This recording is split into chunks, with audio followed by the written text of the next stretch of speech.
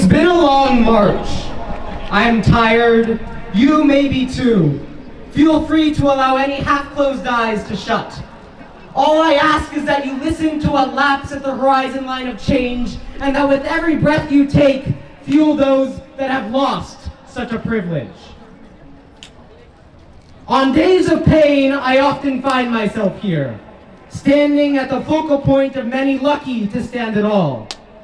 And let me say first that I love you all, deeply. While the fight we fight is one that must be fought whether alone or together, such a rich, loving community, chock full of some of the most selfless individuals I've chanced upon, is the reason I stand here, is the reason I can stand, and may very well be the reason I live.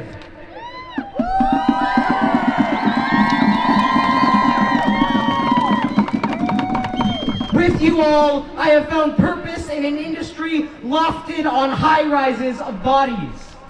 With you all, I have found beauty in the weeds bloomed in corpses, skinned of their dignity, desires, lives.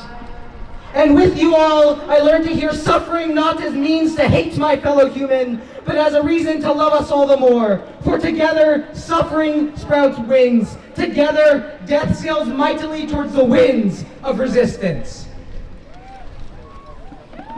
I ask you all to look at the sky. As I write this speech, I don't know what it may look like. But as I write this speech, and as I speak it, magnitudes more than the number standing before me have lost their lives. And those millions, most have not once seen the sky. To us, it is beautiful. But without them, without their beings locked on the lungs of our world, watching the symbols etched in each passing cloud, feeling the sun kiss in weary-boned wings, touching each raindrop as if its cascade was blood returning flush to our flesh, without them, the sky is bare.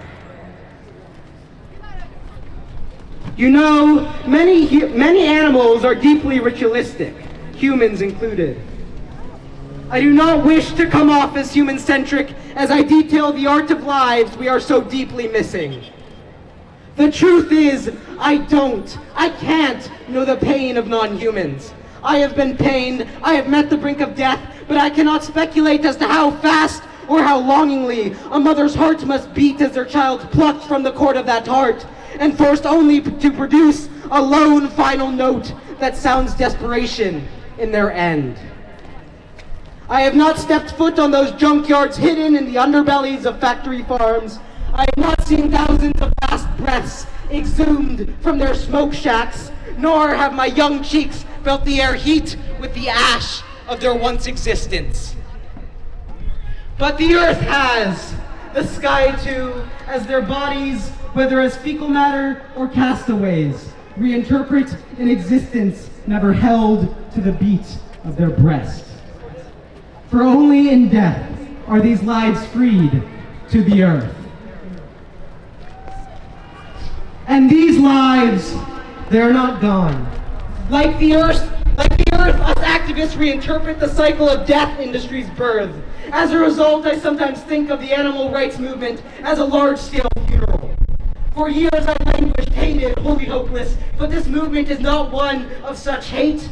This movement is of love, a love so powerful that each of my throats echoes, passing on a memento of voice for lives not listened to, a love so powerful every instinct and fear and emotion that dogs the conscious, our passion will not yield in death. Instead, it knows it must sing further, louder, until it circles the earth and back, until all ears can hear, even those I hope to speak for, even those closed off in the thick air of greed, barring voice from reaching you. You see, as we march, I hear a stampede. The threads of a movement at our heels. I hear your forelegs shoot up, your hind thrash the ever more arid ground beneath, to run to the sky. I hear the trillions trekking these streets we walk. I hear birds whose far-reaching call was heard first by those who took you, and now by those who fight to free you.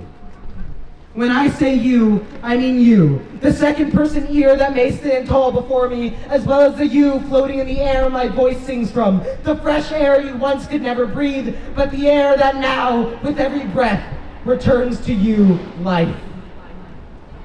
But so too do I mean us, the collective us that would do anything for you. For we hear you saunter, we hear you play, we hear wind brush by your long-grown hair, the cherry-licked fields rich with your kind. We hear your tongues treat young ones, and we hear the warmth of the world's children that they feel in your love. Though in many ways you have died, you live on through us. Though in many ways too this is a funeral, it is also a celebration of radical imagination, an image of the life you could live through our collective action. This movement, this action, I believe, is a ritual. This march too, in funerals we celebrate the lives lived, and though these lives were modes of subjection, a subjection that digs lifetimes of hate in the skin pricks, itching to feel sky lift their frames, there is something to celebrate in each of them. Each life lived and each life not is a life loved in our gathering.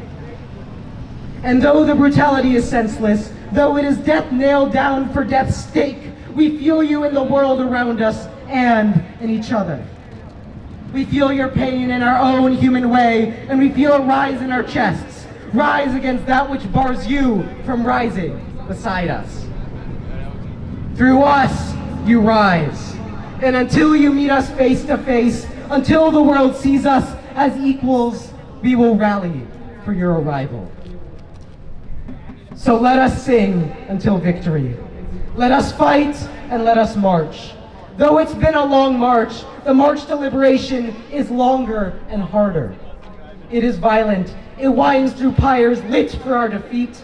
It climbs walls standing only to safekeep lies, scales beacons that may or may not shine once we reach their tops.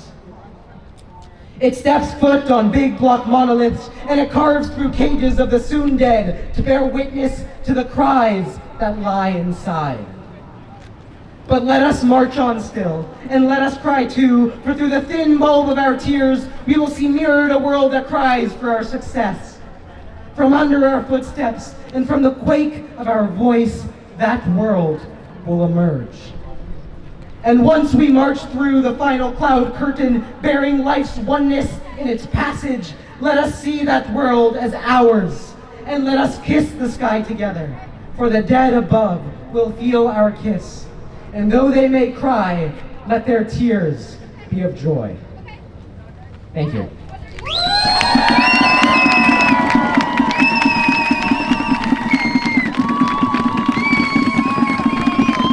Oh my gosh, y'all, what a march. Thank you so much. Give it up for yourselves, please.